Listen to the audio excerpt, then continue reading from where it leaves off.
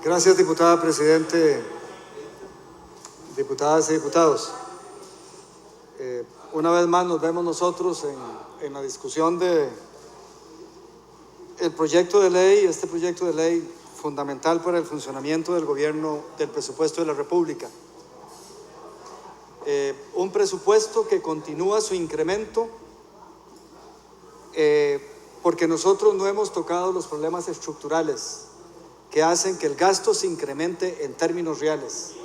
No estamos hablando de incrementos explicados por el costo de la vida o por la inflación o porque el costo de hacer las cosas incrementa. Es simplemente incrementos que se dan por sobre la inflación como resultado de los problemas estructurales que tenemos en el gasto público. Estamos hablando de una parte del gasto público. Estamos hablando de el gasto público que se financia con la ley de presupuesto, que es el presupuesto del gobierno central, del Poder Judicial, de las universidades, de las municipalidades, de la Asamblea Legislativa, de la Contraloría, de la Defensoría de los Habitantes y del Tribunal Supremo de Elecciones. No estamos hablando aquí de la otra parte del gasto público que corresponde a las empresas públicas, al sector paraestatal. Estamos hablando de aproximadamente el 34% del gasto.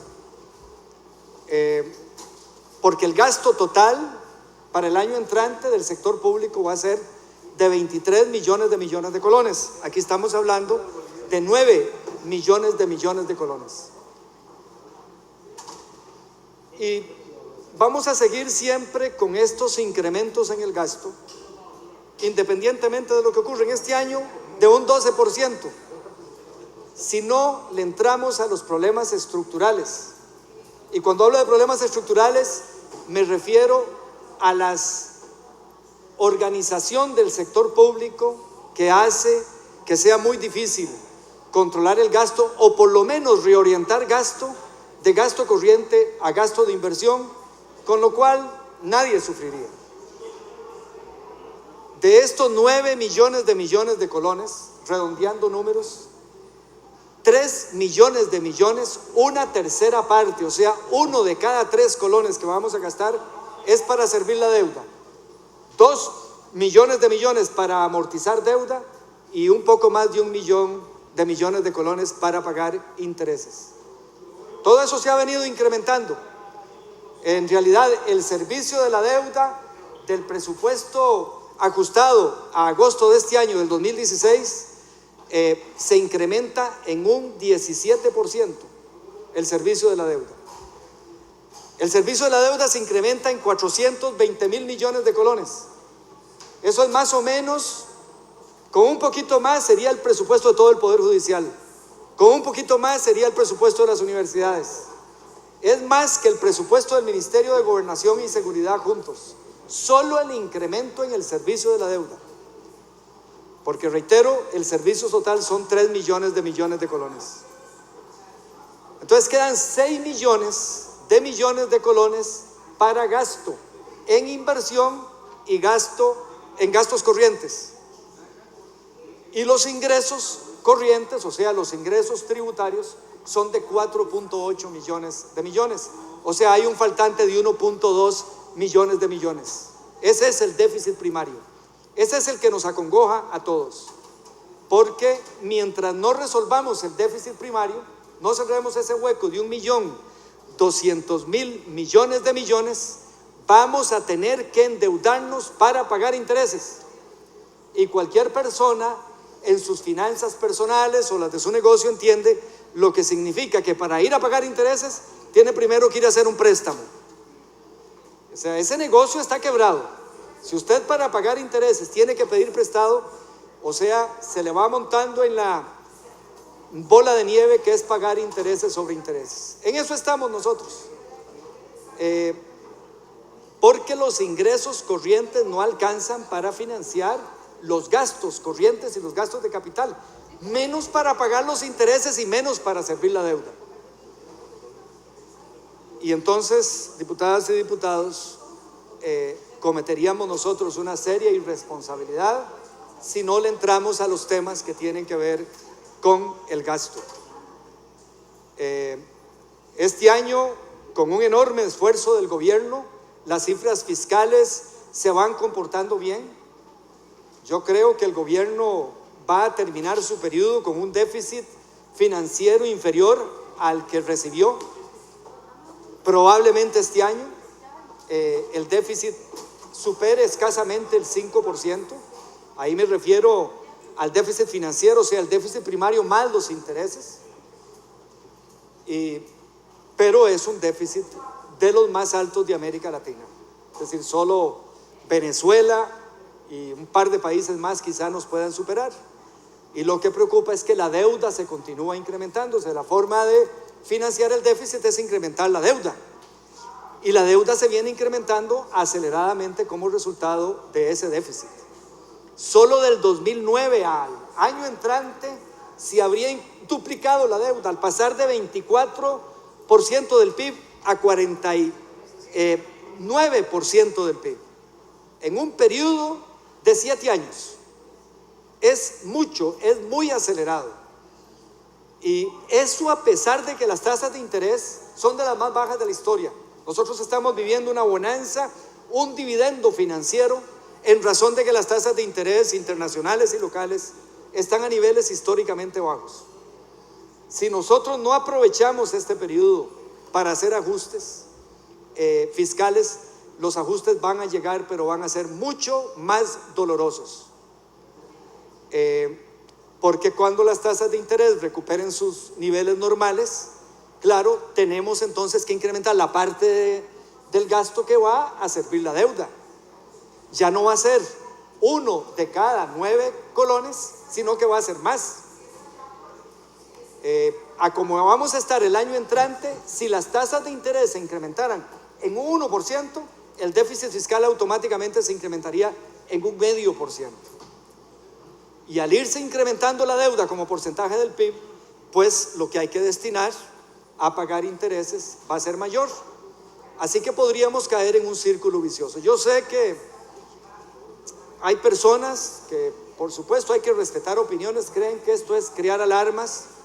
No son alarmas, diputadas y diputados. Y tenemos que entrarle a todos los temas del gasto público, los controversiales y los fáciles. Pero yo noto en la Asamblea Legislativa que ni a los fáciles se les entra.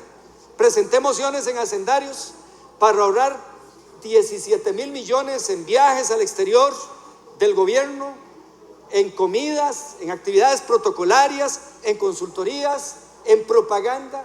Y esas mociones no fueron aprobadas. Las retiré para no perder tiempo. Aquí las voy a presentar otra vez. Eso que no es controversial. O sea, yo en el pasado presenté mociones para limitar el incremento del presupuesto de las universidades, del Poder Judicial y de las anualidades. Esas mociones sí le entraban con cifras más grandes. Pero ni siquiera esas cifras fáciles son aprobadas. Y entonces con aplicar epítetos a los que queremos hacer recortes, porque les digo, diputadas y diputados, si vamos a aprobar impuestos, a los de aquí que estemos de acuerdo con impuestos como este servidor, tenemos que entrarle a estos gastos innecesarios de los gobiernos. Si vamos a entrarle al empleo público, y yo estoy de acuerdo con el proyecto que Sandra Pisky y otras fracciones y otros diputados están impulsando, plenamente, como está hoy el proyecto, yo lo voto inmediatamente, para ponerle límite a las remuneraciones, porque las remuneraciones se están explotando, diputadas y diputados.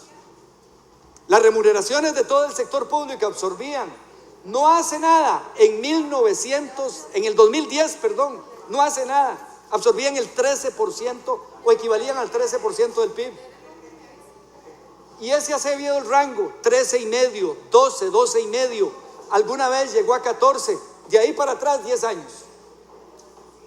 Ese había sido el rango, alrededor de 13%. Bueno, de ahí para acá las remuneraciones se han incrementado a una tasa del 9% promedio por año en términos reales, mientras que el PIB se ha incrementado en 3%.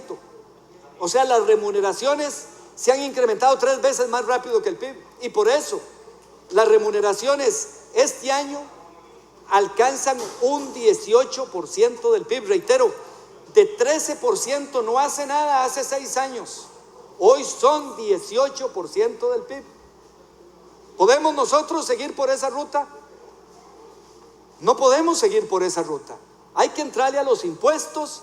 Ya aprobamos fraude fiscal para mitigar el fraude fiscal, valga la redundancia. Vamos a aprobar, espero en Dios, el impuesto a las personas jurídicas para recuperar ese impuesto. Pero tenemos que aprobar también IVA. Aquí hay diputadas y diputados de mi fracción, 10 de mi fracción y el Frente Amplio, que se oponen a pasar el IVA del 13 al 15%. Y creo que algunos de esos diputados también se oponen a entrarle al tema de remuneraciones, como valientemente aquí lo han propuesto algunos diputados, y todos tenemos que hacernos dueños de eso, ¿no? Sandra Pizca ha estudiado, ha liderado ese tema, pero aquí todos tenemos que asumir la responsabilidad igual que ella. Que su valentía no significa ser la víctima de los enojos superficiales de algunos. Todos debemos asumir el enojo. Si todas las fracciones nos unimos, aquí nadie pierde políticamente si el cálculo es politiquero, pero el cálculo es por Costa Rica. No es un tema viejo, reitero, las remuneraciones se incrementan, y los que crean que estos son exageraciones, diputadas y diputados, no estamos como Grecia o España, donde se tuvo que hacer recortes en pensiones, despedir gente, privatizar por la izquierda en Grecia, privatizaron un montón de empresas. No tenemos que salir de Costa Rica y las numerosas experiencias, como en la época aquí del gobierno de Carazo, donde todo el mundo perdió por una crisis fiscal no enfrentada. Hoy en día, aquí en Costa Rica está la realidad. Hoy en día, valientemente, pero derrotado o convencido por la realidad, la Universidad de Costa Rica, el rector Henning Jensen, no sospechoso de ser de derecha ni neoliberal, está proponiendo un límite en la convención colectiva. No nos vayamos a Grecia entonces. Aún en la Universidad de Costa Rica está proponiendo límites a la convención colectiva por ese abuso que se hizo cuando se pasó la anualidad del 3 al 5%, quiere reducirla al 3 otra vez el rector. Cuando se aprobó que la anualidad no tuviese límite de tiempo, los 30 años que se establecían, y siguió incrementándose, quiere llevarlo otra vez a los 30 años y después de eso que no haya anualidad. En la Universidad de Costa Rica, la anualidad se paga por adelantada, diputados y diputados, medio año, se paga por adelantado. O sea, todavía no se saben si les ha ganado y se las adelantan. Pero además, la base del porcentaje de la anualidad no es el salario base, sino el salario base más los pluses. Todo eso lo quiere eliminar el rector Jensen. Mi reconocimiento para él. Hemos tenido diferencias. El primer año lanzó una huelga ahí y hasta quemaron con él ahí presente una figura de papel de este servidor. Pero la realidad es esa. Si creen que hay que esperar a Grecia para ver sacrificios, no, ya están en Costa Rica, porque los gráficos que tiene la Universidad de Costa Rica y los datos muestran que si siguen así, todos esos incrementos en el FES se van a ir en remuneraciones y no en las otras prioridades que existen en la educación superior. Entonces, diputadas y diputados, ya Grecia está aquí en Costa Rica y no en una institución neoliberal, en la UCR. En la UCR. Y espero que el rector Jensen, con esa valentía que le veo y que no le conocía, porque tal vez no lo conocía bien, tenga éxito, porque si no, vamos a llegar a una situación muy difícil. Se vive en el sector público en holganza. Yo lo veo aquí en este ámbito legislativo. Pagar un poco más por aquí, contratar a otro personal. En mi fracción se contrata personal nuevo como si no costara nada. Y todos votan, con las poquitas excepciones, a favor de una persona más, porque es apenas 800,000 colones mensuales. Y así es en lo grande también. Es botar la plata, amigas y amigos, como se hace en el sector público. Y si nosotros, los jerarcas políticos de Poder Ejecutivo, Poder Judicial, Asamblea Legislativa, no damos una lección, ¿cómo le vamos a pedir al resto del país que pague impuestos como hay que pagar, y a los empleados públicos que acepten algunas limitaciones? Y en esto del empleo público, yo sé que hay posiciones ideológicas también respetables, en que quieren entrarle al sector público para debilitarlo. La posición de algunos de nosotros es diametralmente opuesta. Mi posición con el tema de las finanzas públicas es precisamente porque creo en el Estado y lo he defendido toda la vida. Cuando veo despilfarros a veces en las instituciones, en los bancos, en las instituciones, lo que me preocupa es que ese Estado que yo he creído y para el cual quiero cobrar impuestos, no le responda a la gente como no lo está haciendo, porque hay mucho desperdicio y dinero que se queda en la tubería y no llega a donde debe llegar. No llega a las obras públicas, a las becas, a arreglar la situación social, por ejemplo, de los agricultores. Se queda en la tubería y no llega a donde tiene que llegar, y por eso la pobreza se incrementa y por eso la inversión pública no responde, las infraestructuras no responden a las necesidades del país.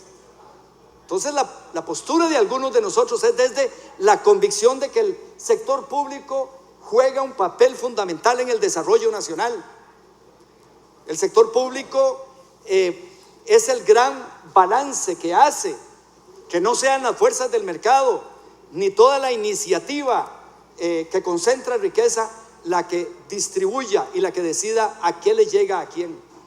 El Estado tiene que cumplir la función de romper el origen de cuna y destruir las clases sociales originales por medio de educación de primera calidad, salud, telecomunicaciones, electricidad y todas las cañas de pescar que garantizan la movilidad social. Pero para que el Estado haga esto tiene que estar bien financiado y tiene que hacerlo de manera eficiente.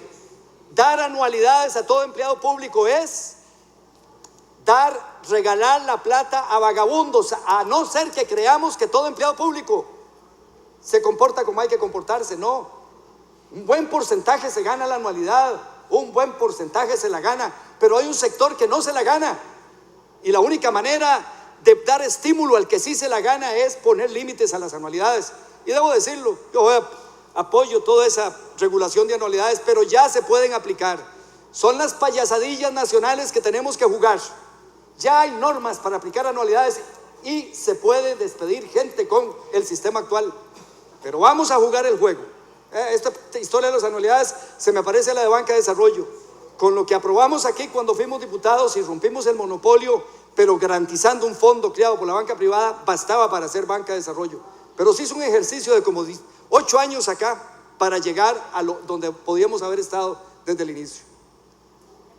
Entonces, diputadas y diputados, yo reitero, hay gente que por razones ideológicas quiere cerrar el Estado, pero existen personas que lo que queremos es hacer que el Estado funcione. Porque si el Estado no funciona, se va a justificar cada vez más ideológicamente el que ocurran los cambios que algunos tememos.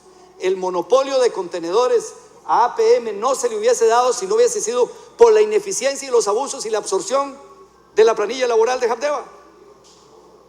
Nos quedamos sin argumentos los que nos oponíamos a la apertura y al monopolio, como este servidor, cuando uno ve las cifras de que nada va para desarrollo y todo va para la planilla en un puerto que no es competitivo, es muy caro. Ahí está el ejemplo. O sea, no tenemos que irnos. ¿Y quién disputa? Ni siquiera el Frente Amplio defiende eso, porque no se puede defender, porque esas ineficiencias no las acepta la población y hacen políticamente viable las privatizaciones. Si el ICE no mejora en la eficiencia, se le va a facilitar el argumento a los que ideológicamente no creen en el ICE. Aquí estamos en una pelea y yo mismo no me he decidido todavía si apoyo el proyecto de Fabricio Alvarado para que el ICE haga obra pública, porque sé que es contratar más empleados, con lo que eso significa, que después usted no les puede quitar nada ni exigir nada, porque usted es neoliberal o es elitista o es de derecha. Si usted le exige a los empleados que para ganarse una anualidad tienen que ganársela y no se pague automáticamente. Y por eso tengo temor de un proyecto que quisiera yo tener, el ICE expandiéndose y haciendo obra pública, pero va a significar contratar más empleados, con todo lo que en propiedad significa eso, con toda la batería de costo público que eso conlleva. Si la caja no hace cambios sustanciales, pero la caja no hace cambios sustanciales también. decir, la tranquilidad con que aquí en el Hospital Calderón Guardia, para hablar del hospital más cercano a nosotros, va usted a decir cuándo le toca una operación que ellos diagnosticaron y lo que le dan a uno es un número. Usted es el 733 y va a los 6 meses y usted es el 732. No le explican, no hay ninguna congoja, ni nadie se estresa con lo que se paga en Costa Rica por seguridad social, gracias a Dios. Entonces, si las cosas no mejoran en servicio, en calidad y bajan en costo, la hondanada neoliberal va a regresar a Costa Rica porque está apaciguada. Aquí la disputa neoliberal se acabó. Liberación y la Unidad, que querían privatizar hasta la catedral, desde la agenda de implementación, no presentan aquí nada que sea neoliberal. Aquí la única agrupación y la única líder político que habla de privatizar cosas es el diputado Guevara Gut, pero ya Liberación y la Unidad, que eran igual que el Partido Libertario en esa materia, ya no hacen eso. Ya se convencieron de que el mundo es otra cosa. El fracaso de la liberación extrema en Estados Unidos, que se inició con Reagan, condujo a una crisis económica. La liberación extrema, la desregulación, no es la mejor arma para manejar una economía. Y la recuperación fue con estatismo. Nacionalizaron el sistema financiero y la industria de carros ahí en Estados Unidos, y todo empezó por el Partido Republicano. Lo siguió Obama porque era inevitable, igual en Europa. China, una economía mixta, es próspera. Así es que esa idea de que todo hay que privatizarlo ya murió. Y Costa Rica es un ejemplo de una economía mixta que ha sido más exitosa que otras que fueron más de mercado. O sea, esa cosa ya se acabó. Hoy en día aquí Liberación, la Unidad y todos nosotros, nadie está proponiendo aquí las cosas neoliberales que se propusieron. Cuando alguna gente dice que la gente atenta contra la caja, nadie escucho yo en serio de la Unidad de Liberación, que se habían hecho tan de neoliberales que ahora quieren privatizar nada. Solo reitero, el movimiento libertario de don Otto Guevara quiere eso, y yo lo respeto mucho. Esa es una visión respetable, y hay distinguidísimos intelectuales que para argumentar contra ellos hay que estudiar mucho, como Hayek, que propusieron eso. Que yo eso no lo critico ni mucho menos, pero ese es lo único. Es que antes aquí era todo. En parte, el surgimiento del PAC es para darle una expresión al eclecticismo, al pragmatismo, a la experiencia costarricense que había que modernizar, no destruyendo el Estado, sino modernizándolo y haciéndolo más eficiente, que ha sido la obsesión que algunos de nosotros hemos tenido. Pero si este Estado no se financia y la planilla del Estado absorbe porcentajes crecientes del gasto, si cada vez más hay que cobrar impuestos para pagar planilla y los intereses de una deuda incrementada, el neoliberal va a recuperar su ascendencia en Costa Rica y va otra vez mostrar con argumentos que la única manera de pagar la deuda interna es privatizar aquí o cerrar allá. Y vamos a pasar de el mundo en que estamos ahora, cómodo ideológicamente, aquí desde, reitero, el año de la agenda de implementación, el año posterior al referéndum, aquí no tenemos discusiones ideológicas. Ya no hay grandes propuestas ni fuerzas en esa dirección. Todo el gobierno de Laura Chinchilla no se presentó ninguna de esas privatizaciones. Y la verdad es que el Frente Amplio no está proponiendo nacionalizar nada, poquitos regulatorios en todo lado, pero no está propuesto nacionalizar nada. Así es que el terreno está libre para que nos concentremos en la eficiencia del Estado, y pasa por la eficiencia de los empleados públicos. Y entonces tenemos que ver si seguimos dando y dando y dando a la planilla del Estado, o si ponemos límites y estimulamos al bueno para que este Estado cumpla con lo que debe cumplir. Y reitero, quienes crean que estas son exageraciones, ya en la Universidad de Costa Rica está ocurriendo. Y quitemos el argumento al que ideológicamente habla de los empleados y habla del Estado, caminando en esa dirección. Yo quiero que no le quitemos la fuerza a eso. No importa si beneficia a un partido u otro. Yo creo que el presidente Luis Guillermo Solís, si fuese populista y le interesara nada más las encuestas de opinión, ya hubiese dicho para qué impuestos, porque por más rápido que los aprobemos, casi nada va a beneficiar al gobierno actual. Por eso estamos hablando aquí de Costa Rica, no de un partido político. Y a los partidos que hoy son de oposición y creen que van a ganar, ¿Para qué van a ganar si va a seguir aquí la discusión de lo fiscal? Este tema nos tiene a nosotros atados y por errores de oponerse seguimos atados. Si la izquierda de este país, con unos sectores de derecha, no se hubiesen opuesto al plan que negocié con doña Laura Chinchilla, a estas horas esta no fuera la discusión nacional. Y por cierto, veo sectores del PAC y de la izquierda que se opusieron a ese plan, que era mucho más progresista que el actual, porque ahí se le ponían impuestos a las zonas francas, le dábamos garantía del Estado al Banco Popular, el banco de las y los trabajadores de este país. Pero lo popular era oponerse al plan fiscal. Vivo orgulloso, es más, ahí cerca de mi casa había un rótulo que decía: Otón traidor, plan fiscal.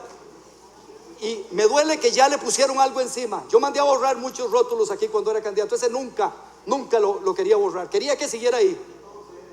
Porque hoy, con autoridad moral, es que apoyo el plan de Luis Guillermo Solís intacto. Tengo mociones, pero aunque no se aprueban las voy a aprobar. Porque este tema fiscal hay que arreglarlo y debe haberse arreglado. Yo no sé cómo hacen los que demagógicamente se enfrentaron a este servidor en ese acuerdo que hicimos con doña Laura Chinchilla y hoy sí apoyan un plan fiscal que es más regresivo que aquel. Entonces, de empleo público, con el proyecto que está ahí en la subcomisión que se hizo en la Comisión de Sociales, que tenemos que aprobar, ojalá con un 208 bis, tenemos que pasar al tema de la regla fiscal. Es una propuesta. Las reglas fiscales, ya en Costa Rica tenemos la mejor regla fiscal del mundo, lo dije desde que salió ese tema, pero hagamos otra vez también la cosa simbólica de que hacia adelante van a haber límites. Ya la regla fiscal de oro existe en Costa Rica. No se pueden financiar gastos corrientes con préstamos. Está en la Constitución, está en la ley de administración pública, de presupuestos públicos y administración financiera del Estado. Pero bueno, vamos otra vez por la ruta de reglas fiscales para quitarle excusas a los que quieren oponerse a los impuestos. Y después con los impuestos. Yo quisiera todo el paquete junto. Yo quisiera todo el paquete junto, empleo público, con los límites a que se ponen ahí a ese incremento acelerado en las remuneraciones. Regla fiscal, IVA, ventas convertido en IVA, pasándolo del 13 al 15, y renta con todas las ventajas que tiene renta. Yo quisiera ver eso todo junto, y que aquí nadie, a los que le preocupa la popularidad, que aquí nadie sudara porque va a perder si todos vamos juntos en esto. Y nosotros, esta Asamblea Legislativa, podríamos haber hecho una contribución gigantesca a este país y que pasemos a discutir otros temas. Porque los temas de fondo estructurales son otros. Cuando nosotros estamos hablando de empleo público, de regla fiscal, de impuestos, estamos hablando del flujo de caja de una empresa. Si pensamos en una empresa, ese es el flujo de caja, la relación entre ingresos y gastos. Pero las empresas progresan por lo estructural, los programas de capacitación, de construcción de infraestructura, los programas de desarrollo tecnológico, los programas de reorganización de la empresa para cortar gastos ahí donde el ingreso marginal es bajo, incrementarlos ahí donde es alto. Ese es el paso que sigue.